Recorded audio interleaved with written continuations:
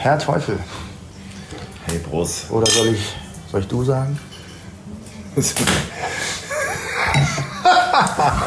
Wie lange kennen wir uns, weißt du es? 20 Jahre? Weiß ich nicht. Also ich weiß es wirklich nicht ganz genau. 17. 17 Jahre. 2003, die Tour mit euch. 2003. 2003. Da war ich erst 14. Ja, ich war 8. Ich bin ja noch nicht so alt. Ich war 8. Was war das für eine Tour? Das war, wie hieß die? Ich glaube, ihr wolltet Spaß, oder? War das die Ihr wolltet Spaß-Tour? Ich war da im Mittelalter-Segment noch nicht so sattelfest. Naja, war ja auch noch. Das war ja kein Mittelalter. Wir haben ja damals Mittelalter-Rock gemacht. Also die Mittelalter-Geschichte war ja, das ist ja unser Ursprung gewesen. Also so, wir haben ja dann angefangen, das zu verrocken. Und das war, Ihr wolltet Spaß, war das 3. Tanzwut-Album. Okay, ja. Und wann kam das erste? Das erste kam irgendwie 95 oder so. 95. Okay. Unser erster großer Major-Deal mit der EMI. Das ist schon, also... Schon und bis dahin warst du... normal Mittelaltermusik gemacht. So. Das heißt, auf Mittelaltermärkten? Ich meine, du bist ja aus dem Osten. Gab es da Mittelaltermärkte? Im Osten, ja, sicher gab es da Mittelaltermärkte. Echt schon? Ja. Also vor Wende und so? Also wir haben ja angefangen mit Mittelalter im Osten, mit Straßenmusik und richtig Mittelaltermärkte. Potsdamer Platz zum Beispiel war immer jedes Jahr ein riesengroßer Mittelaltermarkt. Jetzt da, wo die ganzen Wolkenkratzer stehen und Bankgebäude, da war früher ebene Fläche und waren Mittelaltermärkte. Und ja, da ging das los mit dem Mittelalter bei uns. Das heißt, das ist im Osten eher gewachsen und dann in den Westen rübergeschwappt? Was glaubst du? Ja, also nee, es gab 2 verschiedene Szenen. Also es gab einmal diese Mittelalter-Szene im Osten und es gab die im Westen. Und wir kamen ja im Westen rüber. Wir waren ja so von der Straße, Straßenmusiker, die ihre Instrumente selber gebaut haben. Und im Westen war mehr so das Mittelalter, mehr so auf dem akademischen Film, wie Hildegard von Bingen und Walter von der Vogelweide, sehr höflich mit Harfe und Flötchen. Und wir kamen halt an mit Leder und großen Dudelsäcken. Das kannte man im Westen gar nicht. Und das war halt so, das war auch ein bisschen erschreckend für die Szene, aber das sprach sich dann auch relativ schnell rum, dass es da welche aus dem Osten gibt, die so merkwürdig aussehen und krasse Mittelaltermusik machen. Mir hat mal irgendeiner gesagt, als ich euch das erste Mal gesehen habe, habe ich gedacht, ihr seid wirklich aus dem Mittelalter, weil wir irgendwie so eine Patina an uns dran hatten. Ja, das riecht man ja. Daran erinnere ich mich tatsächlich bei der 2003er Tour, wenn wir auf dem Weg zur Bühne an der Headliner-Garderobe vorbei mussten, dass eure Bühnenklamotten so gestunken haben. Das war so krass, ja. Also das kann nicht, meine kann es nicht gewesen sein. Nein, du wahrscheinlich nicht. Ich war ja immer ein teuflischer Säuberling. Naja, deine wahrscheinlich nicht, aber ich meine, diese selbstgebastelten oder diese Lederklamotten, dieses Leder kommen ja auch jeden Abend zum Einsatz. Dieses Leder, wenn du schwitzt unter den Lampen und so, dann fängt es einfach an zu muffeln. Deswegen sind wir auch ein bisschen weg von Leder. Jetzt ist mehr Stoff und nur Leder ist wirklich... Ich meine, schwitzt ihr nicht auf der Bühne? Oder? Doch, aber ich bin ein Baumwolljunge. Ein Baumwolljunge? Ja. Ja, ich habe Leder habe ich ein komisches Verhältnis zu. Meine Mutter war Lederschneiderin und die hat damals, also als ich wirklich so ein Stöpsel war, 5, 6, exklusiv für Truckstop zum Beispiel die Bühnenklamotten genäht. Ich kann jetzt sogar kennst du Truckstop? So, also das heißt diese ganzen Fransen-Dinger und so. Und Cisco und Lucius und so, die gingen bei uns ein und aus. Tatsächlich. Und sie war halt Lederschneiderin und dementsprechend hatten wir schon als kleine Jungs Lederanzüge. Und ich hab's gehasst. Dann magst du das natürlich nicht. Das nee, es war, weil Lederanzüge, es war immer entweder zu warm oder zu kalt. Es hat halt nie, und ey, ich spiel mal mit Playmobil mit so einer fucking Lederhose. Das bockt halt nicht. Okay, also für uns war das immer anders. Also, weil wir waren ja immer in den gleichen Klamotten unterwegs. Wir waren sozusagen immer mit diesem Lederzeug unterwegs, als wir noch richtig Mittelalter gemacht haben. Und wir hatten nichts anderes. Deswegen war Leder, das musste man nicht waschen. Deswegen war Leder das Ideale und gerade so Ziegenleder und so eine Sachen oder Hirschleder, das reinigt sich ja sozusagen von selber. Das war so das begehrte Spielmannsleder. Okay. Aber wo wir dann anfingen, so diese Rockshows zu machen und auf der Bühne und dann mit diesem Leder, mit den Lampen und du hast abends so geschwitzt. Und, das war halt nicht mehr so.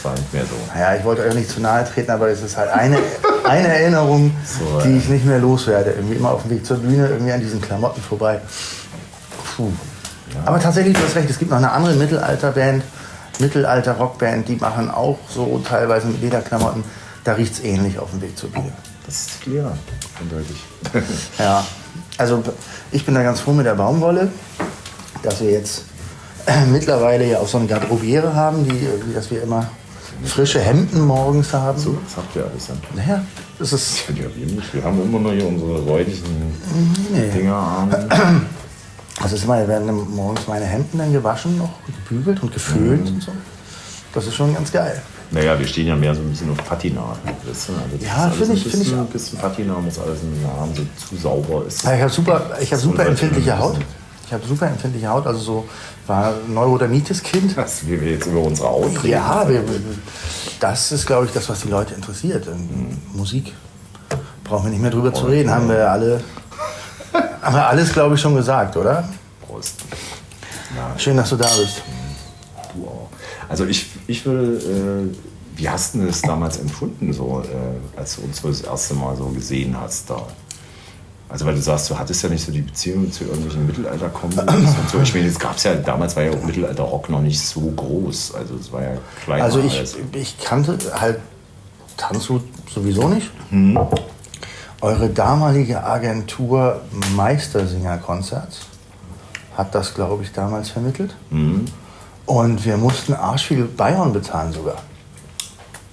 Wovon ihr wahrscheinlich nichts. Ja, aber wir wussten es damals ja auch nicht besser. Sondern ihr könnt die Tour spielen und kostet halt so und so viel am Abend und dann dürft ihr spielen und dann gibt es auch was zu essen und zu trinken. Ja. Und das war echt nicht billig, aber wir wussten es halt nicht besser. Und sind dann auf diese Tour gefahren und das war dann... Teilweise irgendwie gab es nichts zu essen und zu trinken, weiß ich noch. Da ist unser damaliger Sänger, Mikey, bei dem Manager vorstellig geworden und hat gesagt, aber wir zahlen doch hier auch, damit wir essen und trinken können. Und da wusste aber euer Manager nichts von. Das heißt, da war wieder diese Agentur im Hintergrund, wo irgendwie linke Tasche... Ja. Aber es war die Zeit, war. Also wir haben zeitweise auch nichts gesehen. War. Also es war so... Wir hatten auch keine Ahnung. Also wir hatten gar keine Ahnung, was überhaupt so Manager, dieses ganze Zeug. Auf jeden Fall sind wir dann losgefahren und ihr hattet einen Backliner dabei, einen Techniker. Suppe oder was? Super. Und Suppe, super. Mit dem habe ich heute auch echt noch Kontakt. Super, ja. Ja, aber ein totaler Freak, aber so ein angenehmer, geiler Freak. Der hat auch mittlerweile für uns auch schon mal gearbeitet, der hat Follow-Spot gefahren und so. Also eigentlich ihr beide seid noch übrig. Mit dem Rest, Norri, euer Drummer damals, mit dem habe ich mich auch mal sehr gut verstanden, aber den sehe ich halt auch nur so auf einem Hexentanz mal oder ansonsten sind da die Wege und Castus natürlich, aber die sehe ich halt selten. Wir haben uns ja nur auch häufiger gesehen. Verstehe.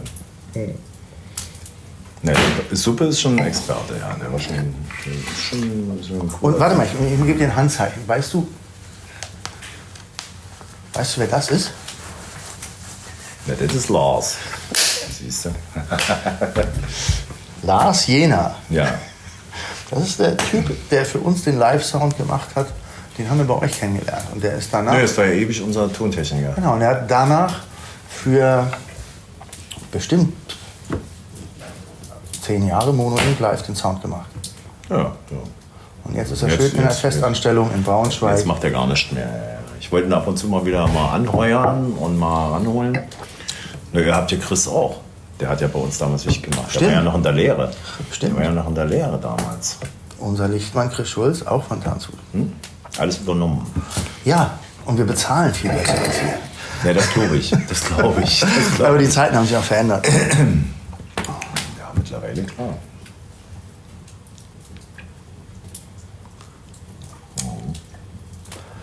Wie hast du dich denn gefühlt, als ich dich angerufen habe wegen dieser Kollaboration?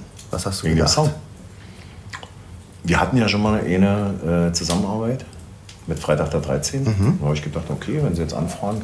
Ich finde es ja immer gut, wenn andere Bands wenn Bands miteinander arbeiten und miteinander Sachen machen. Also ich bin ja immer für kreative Varianten. Ne?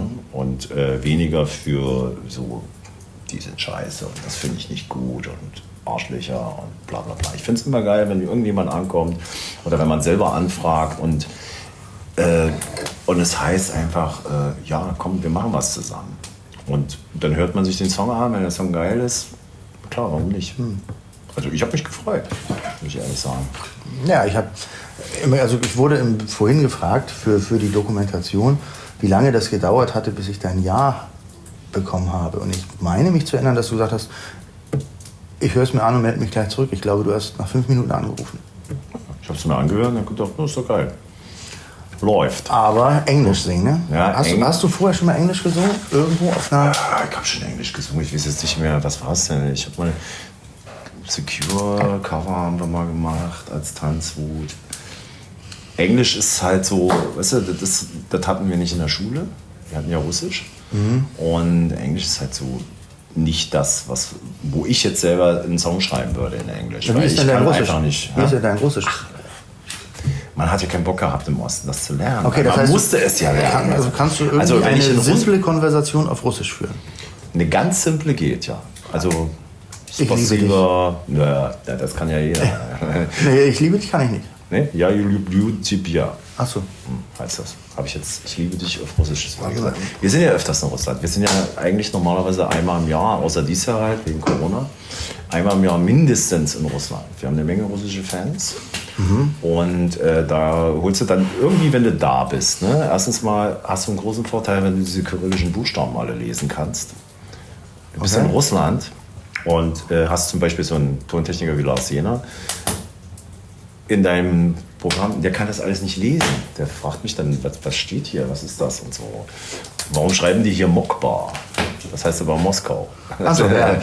Und Könnte ich aber auch nicht lesen. Ja, klar. Wir hatten unseren Fanclub mit.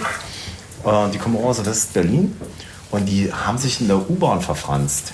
Wir haben die dann gesucht, weil die konnten die Stationen nicht lesen, wo sie sind. Wir haben die richtig suchen müssen, weil die konnten uns nicht, also die sind irgendwie aus Versehen weitergefahren mit der Moskauer U-Bahn. Und ja, wo seid ihr denn jetzt? Ja, wir stehen hier, ich kann das aber nicht lesen. Da steht auch nichts. Nichts in... Nee, steht nichts. Da steht nur immer noch Kyrillisch. Nee, steht nichts. Und das ist natürlich dann, da hast du natürlich einen Vorteil. Also da hast du einen großen Vorteil, wenn du da mal irgendwie das mal gelernt hast, aber dass ich jetzt irgendwie großartig Russisch kann. Unser Basser Stefan, Zwilling, der ist mittlerweile richtig, der hat sein erstes Tanzwut-Konzert in Russland gehabt und war so von Russland angetan, dass er jetzt mittlerweile besser Russisch redet wie jeder bei uns, der aus dem Osten kommt. Der hat eine Volkshochschule und was. Und wie ist das da so zu spielen? Wie sind die Shows?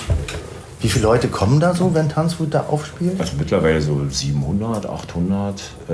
Das war, wo wir die ersten Male da waren. Also ich kann mich erinnern, wo wir das erste Mal in Russland waren. Das war so 97. Gab es Tanzwut noch gar nicht so lange. Da kam eine Anfrage aus Russland, ob wir da spielen wollen. Ich komme in den Laden rein. Ich habe gedacht, wir sind das erste Mal da, wir spielen in so einem kleinen Punkschuppen oder was. Da war eine 1500er Halle. Ich sage, was wird denn das jetzt? So, also gefragt einfach, wer kommt denn jetzt ausverkauft? War voll. Okay. Und wir waren das erste Mal da und die haben Tanzwut gebrüllt. In den ersten 3 Songs habe ich nicht mehr die Monitore gehört vorne. Okay. Es war krass. Es war wirklich krass. Und die mögen uns da, also die lieben uns richtig. Und das ist natürlich diese Anfangseuphorie, ist ein kleines bisschen runter, aber wir haben dann irgendwie in Sibirien gespielt und was weiß ich nicht alles. Also wir waren viel unterwegs. Waren wir immer noch nicht. Also ich glaube, wir sollten eigentlich nächstes Jahr hin oder dieses Jahr im Herbst, aber ich weiß schon gar nicht mehr welches Jahr wir haben, durch dieses ganze Corona-Apokalypsen-Ding. Ist ja alles irgendwie... Calypso, sage ich nur. Wir sollten Südamerika oder Lateinamerika machen. Mexiko waren wir auch ein paar Mal. Weg. Also Mexiko kann ich auch weiterempfehlen. Ja, wir haben, glaube ich, 3 Shows oder so waren schon fest vereinbart für Mexiko. Würde ich gerne Ist mal jetzt- wieder ist jetzt hin. ja auch alt. Würde ich gerne mal wieder hin. Ja, ich weiß nicht, Mexiko ob wir ist schon echt eine geil. Vorgruppe haben. Wärst du interessiert, Satan? Ja.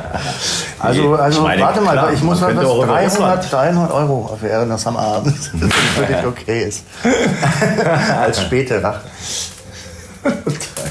Stört es dich, wenn ich rauche eigentlich? Nö. Nö. Aber ich habe nichts zu rauchen. Ich rauche seit 3 Jahren nicht mehr, aber die kommen jetzt. Was machen wir? Die Kippen kommen. Zigaretten. Wow, Hast du gesehen? du hast die Macht. Ich hab Kannst du noch mal nach Feuer fragen? da. Halt den Kopf rein. Ja, ist richtig. Wenn ich so eine Frisur habe wie du. Ja, da muss man vorsichtig sein mit Feuer. Also sagst du, Russland muss man machen. Ja, wir haben den Vorteil, dass wir da ganzzeitig da waren. Und deswegen da halt auch sehr präsent sind. Deswegen. Es sind jetzt viele Bands rübergefahren, die also auch nicht so den Bock da drauf haben, nochmal hinzufahren, weil sie es irgendwie. Ich finde ja, wie gesagt, ich finde ja so ein bisschen Abenteuer und ein bisschen Patina und so, das finde ich geil. Das fand ich von Anfang an geil. Also, wenn ich mich so an die ersten Male erinnere, da mit den alten Ladas durch Moskau nachts zu donnern, die Partys da, wo die Halbwelt unterwegs war und Vielen Dank. in Hotel, weißt du, kommst du rein, da ist erstmal Waffenkontrolle und dann sitzen die ganzen Nutten irgendwie in der Bar und warten schon und dann fährst du irgendwie den 34. Stock hoch. Hotel Ukraina, das kannst du dir jetzt gar nicht mehr leisten, da haben wir damals gewohnt. Da bist du da reingekommen, bist den 34. Stock hochgefahren, hattest so ein Riesenzimmer mit so einem Kronleuchter, echt Kristallkronleuchter, solche Messingwasserhähne, riesen Marmorbadewanne, Teppich, Riesenbetten und dann hast du aber den Wasserhahn, den Messingwasserhahn gedreht und hast gedacht, oh, geht das jetzt gleich ab, das Ding? Ist das kaputt schon? Das war alles marode und alt. Ja. Der Kronleuchter vergilbt vom Rauchen, die Gardinen gelb, der Sessel hat gewackelt und da habe ich mir gedacht, okay, das ist wie der russische Staat, das ist alles motzig, aber wackelt und ist marode. Und roch nach kaltem Rauch wahrscheinlich. Ja, du nach Papyrossi, nach diesen, die rauchen ja nicht nur Tabak, die rauchen auch die Stängel, weißt du? Das ist Papyrossi, die Strunken, die da drin sind, also die im Tabakblatt sind, gibt es als extra. Der geht dann so vorne Das ist ja super auf. eklig, wenn man ins Hotelzimmer kommt und das stinkt nach kaltem Rauch. Das fand ich Damals hat's mich nicht gestört. Auf der weil ich- China-Tour jetzt. Wir sind ja auch noch mit einem kleinen Kind unterwegs gewesen. Ja, Oder gut, immer, mit und dem immer noch Kind unterwegs. unterwegs, Und wir haben immer an der Rezeption gesagt, ja, also Nichtraucherzimmer, Nichtraucherflur. Und egal, jedes Nichtraucherzimmer, alles hat nach kaltem Rauch gestunken, weil da scheißt jeder drauf auf das Rauchverbot. Aber so ist es früher gewesen, überall. Also ich bin ja nicht Raucher. Und Ich eigentlich auch. Das ist jetzt nur, ich weil eigentlich auch, weil ich ist geil, aufgeregt habe bin. ich früher auch immer gesagt, wo ich noch geraucht habe. Du, ich habe aufgehört zu rauchen wegen der anstehenden Book of Fire Tour und weil ich eine echt üble Krankheit hatte im Winter, so mit ganz viel Husten und so. Verstehe. Und habe ich aufgehört zu rauchen und habe das auch durchgezogen bis zum Tourstart. Die ersten 2 Shows waren gelaufen und dann wurde die Tour abgebrochen. Wegen der bekannten Krankheit. Apokalypse. Und habe ich gesagt, also ich war echt fertig. Und man kann ja nicht morgens um 10 schon Wodka trinken. Da habe ich einfach gesagt, okay, irgendwas ist immer, gib mir eine Schachtel Kippen. Ja. Und jetzt bin ich wieder dran. Es nervt. Ich bin weg, weißt du, ich habe ganz früher ganz viel geraucht. Also so der Helmut Schmidt der Mittelalter-Szene. Also so in der Preislage. Und habe 10 Jahre nicht geraucht. Und dann irgendwann auf einer Tour wie du so, weißt du, so irgendwie, ja, aus einer Laune heraus mir eine angebrannt. Und da habe ich gemerkt, okay, ich bin nikotinsüchtig, richtig. Weißt du, ich brauche nur 2, nächsten Tag habe ich mir schon eine Schachtel geraucht. Brauche bloß abends 3 rauchen, dann bin ich wieder dabei. So, und dann habe ich, nach den 10 Jahren nicht rauchen, habe ich wieder 3 Jahre geraucht. Und dann jetzt irgendwann vor 2,5 Jahren habe ich aufgehört. Aus Vernunftsgründen oder? Nee, weil es mir einfach wirklich auf den Keks ging. Weißt du, dieses Gerauche. Das hat mich genervt. Dieses Besorgen von Tabak und Zigaretten und Stinken und fast diesen Geschmack im Mund. Und es ging mir einfach völlig auf den Senkel. Und ich weiß, wenn ich mir jetzt eine anbrenne, bin ich morgen wieder dabei. Dann werde ich dir auf keinen Fall eine anbieten. Nee, ich werde auch keine nehmen. Also ich bin echt so...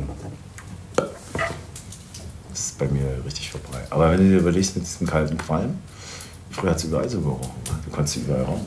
Ich weiß, im Zug, im Auto. Ich weiß, ich habe das noch erlebt auf einem Flug nach Tobago in die Karibik, wo die Leute original alle gebarzt haben. Also da war der hintere Teil des Condor Charterfluges. Wie ekelhaft ist das denn? Im Flugzeug hat man Und ich geraucht. habe natürlich irgendwie nicht Rauchersitz gehabt, wie die meisten cleveren Raucher auch. Und zum Barzen alle nach hinten. Das heißt, irgendwie wahrscheinlich hatte das Flugzeug so eine Schieflage. Und da hinten konntest du die Luft schneiden. Also wie eklig. Mein Vater war Kettenraucher. Ich weiß noch, dass ich, als ich Kind war, mit meinem Bruder hinten auf der Rückbank saß und mein Vater hat eine nach der anderen durchgezogen. So war das früher. Genau. Ja, war auch nicht alles schlecht. Es gab doch keine und genau aus dem Grunde heraus, Anschnallgurte. rauche ich jetzt nicht mehr. Weißt du, weil es mich selber irgendwie... Ich dachte, da geht's mir nicht weiter. Das ist Quatsch alles. So. Und ich habe ja damals, also bevor ich diese 10 Jahre nicht geraucht habe, da habe ich aufgehört mit der Motivation, ich lege einfach mal, weil die Kippen so teuer wurden, ich lege einfach mal jeden Tag die Kohle, die ich verrauche, und ich habe viel geraucht, ich habe 2 Schachteln mindestens am Tag geraucht. Naja, das ist natürlich auch zu viel. Ja, mit Studio und Kneipe und alles 2 Schachteln am Tag. Die Kohle lege ich jeden Tag weg, also ein Zehner oder so. Ne?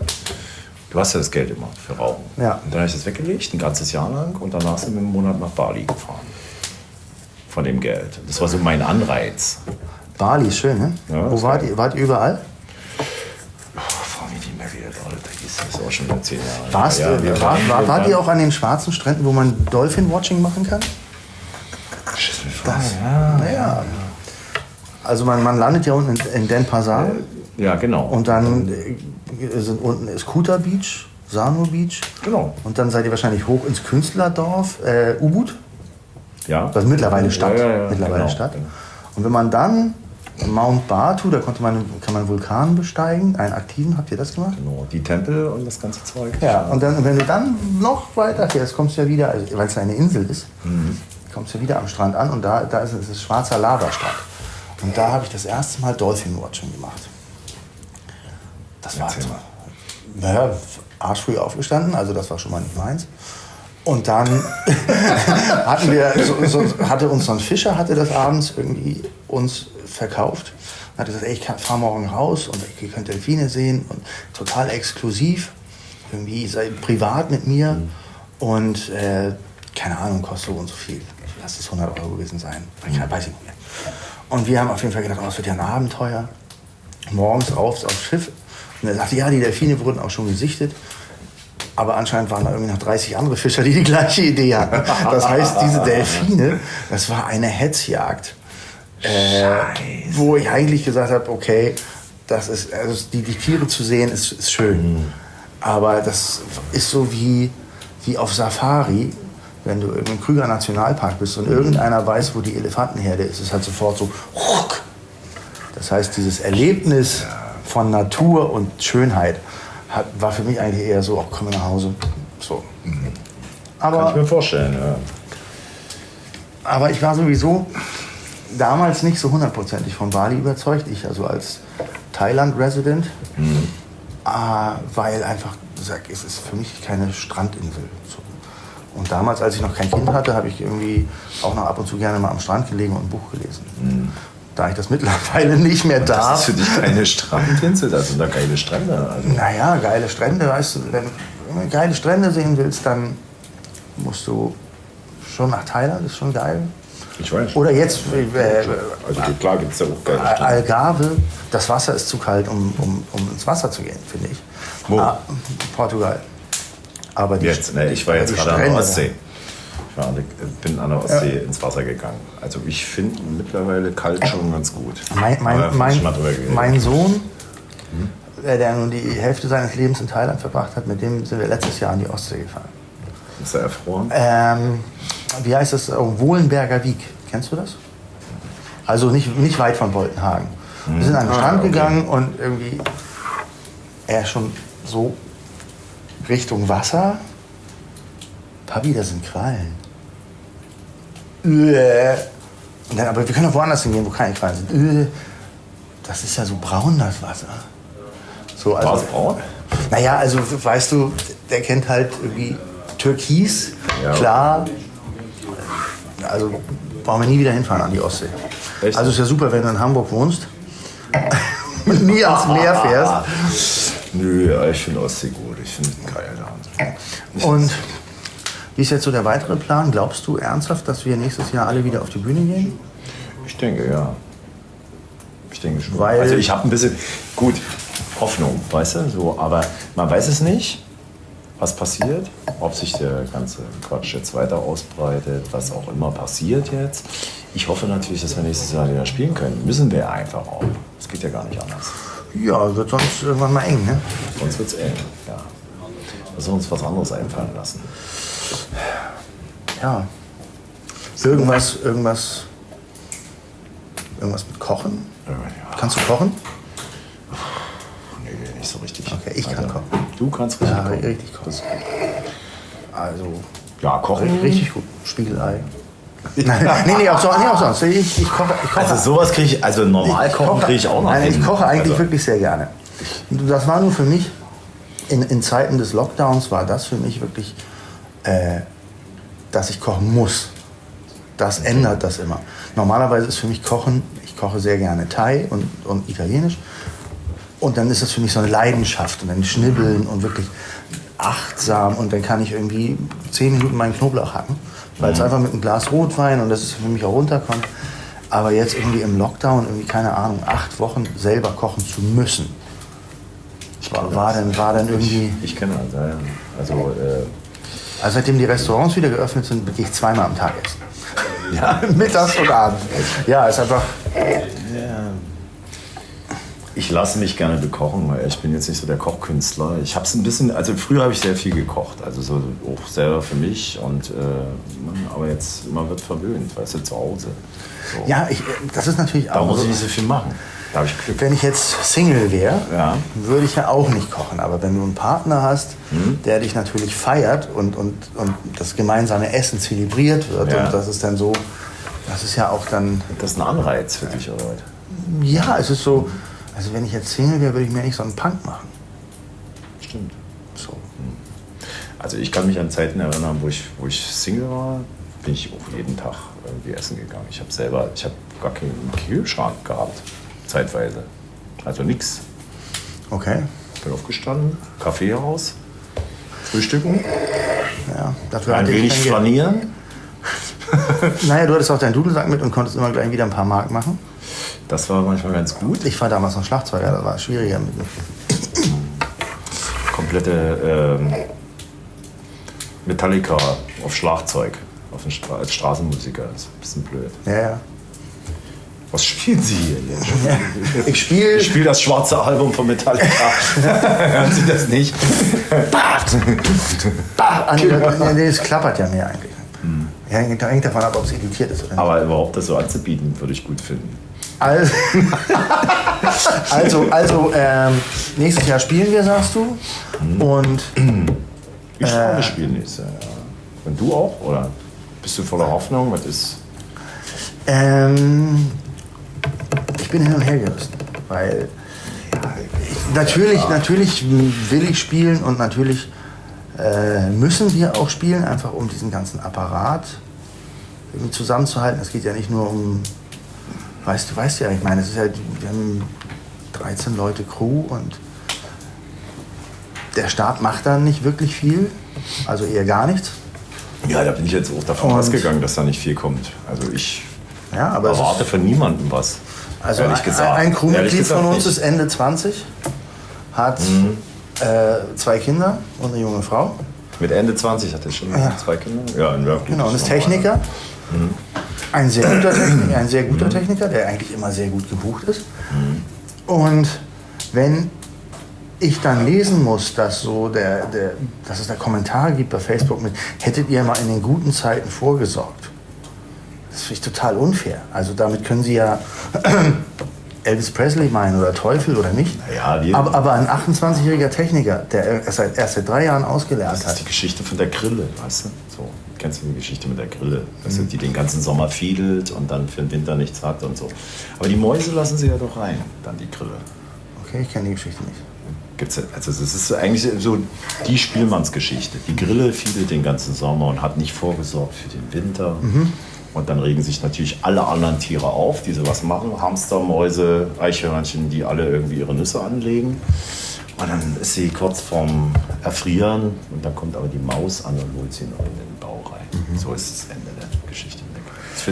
Es wäre schön, wenn das in unserer Gesellschaft so wäre. Aber im Moment ist da ja so viel Konfrontation und so viel Gegeneinander statt Miteinander. Also ich hoffe, dass sich das bald wieder ändert und ich da ein bisschen positiver in die Zukunft schauen kann. Also ja, ich denke mal, das ist jetzt irgendwie eine Spezialsituation, die noch nie da war. Und deswegen kommt natürlich auch Diskussionsrunden auf und verschiedene Sachen. Und ich glaube auch, dass gerade unsere Branche, wir sind ja jetzt, das ist ja das neue Lieblingswort von mir, ist ja nicht, du bist nicht systemrelevant. Ja. Aber davon gehe ich aus, dass ich das noch nie war. Zu keiner Zeit war ich je systemrelevant, weil das ist ja das, was ich sehe, auch so mit dieser Mittelaltermusik, weißt du, das waren ja die Vogelfreien, die Ausgestoßenen. Und heutzutage, also das wird immer noch so gesehen, das ist immer noch so in den Köpfen drin. Deswegen ist das auch mit dem, hättest du mal vorgesorgt, hättest mal gespart. Weißt du, das ist so drin, wie im Mittelalter. Ich hätte auch nicht, hätte mich jemand gefragt vor einem halben Jahr, hältst du dich für systemrelevant? Hätte ich auch gedacht, erstmal, was ist das für ein Wort? Und zweitens, nein. Aber wir haben gerade jetzt in dieser Zeit unfassbar viele Briefe bekommen, also Fanpost und Zuschriften von Leuten, die sich für unsere Musik bedankt haben, für die Texte, die ihnen durch sehr schwere Zeiten geholfen haben, Trauer zu verarbeiten. Also wirklich auch krasse Fälle. Ich möchte hier gar nicht Beispiele nennen, weil aber wirklich herzzerreißende Fälle. Und wenn die dann schreiben, eure Musik hat mir geholfen, ja, das ist dann eine super Sache. Sind wir schon ein bisschen, sind wir relevant. Wir sind vielleicht nicht systemrelevant, aber anscheinend. Das systemrelevant ist für mich jetzt so, weißt du, so ein Spezi-Ding, weil das ist genau, das meine ich jetzt ein bisschen auch auf die Schippe genommen, weißt du. Ich meine, wer so ein Ding raushaut, ich meine, das ist ja totaler Specki, weißt du. Eine Gesellschaft kann ja nicht existieren ohne Kultur und ohne Kunst, weißt du. Das ist im Endeffekt, selbst im Mittelalter, wo die Vogelfreien vor die Stadt geworfen wurden, abends, weil sie raus sollten oder so, die Leute wollten sie ja trotzdem haben. Und die wollten ja die Geschichten hören, weißt du. Da gab es noch kein Fernsehen oder sonst was. Jetzt gibt es ja Fernsehen, damals gab es ja gar nichts. Und denen konntest du ja sonst was erzählen und die haben sich gefreut über Geschichten, die sie erzählt gekriegt haben oder Musik, die sie gehört haben. Da gab es ja nicht so viel. Klar waren die auch systemrelevant, aber dieses Wort alleine schon systemrelevant, das ist ja schon die Schalksnarretei an sich, so was rauszuhauen überhaupt. Naja, also ja, da werden ja Sachen im Moment sowieso rausgehauen, die mich wirklich am gesunden Menschenverstand zweifeln lassen. Ja, aber es ist im Endeffekt durchleuchtet das viel. So, wo springt man drauf an? Wie läuft irgendwie was ab? Welche sagen wir mal, psychologischen Varianten funktionieren auch heutzutage oder funktionierten auch schon vor Hunderten von Jahren? Da hat sich vieles nicht verändert. Ja, Geschichte wiederholt sich. Ja. Hoffentlich nicht genau so, wie wir schon mal hatten. Das nicht. Ist mir eine Ehre. Digga, danke für den Besuch. Ja, danke. Ich freue mich.